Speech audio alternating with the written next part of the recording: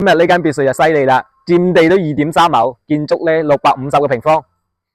呢間別墅係一個歐式嘅外立面建築，前花園都有成200個方啦。我哋最主要嘅係睇外邊湖景大別墅。呢邊就係車庫啦，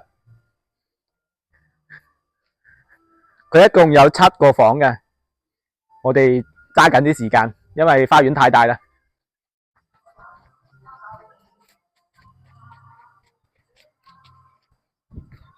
點啊？呢個花園夠大吧？一般人係擁有唔到嘅，我哋呢啲牛馬係冇辦法嘅。你睇下我哋呢邊東面嘅大湖，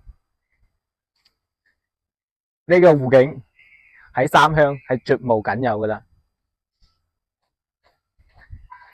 仲有我哋呢邊嘅大花園，佢嘅打理得非常之到位嘅。呢邊就係餐廳同埋嗰個，然之後呢個外立面咧，你覺得呢種設計 O 唔 OK？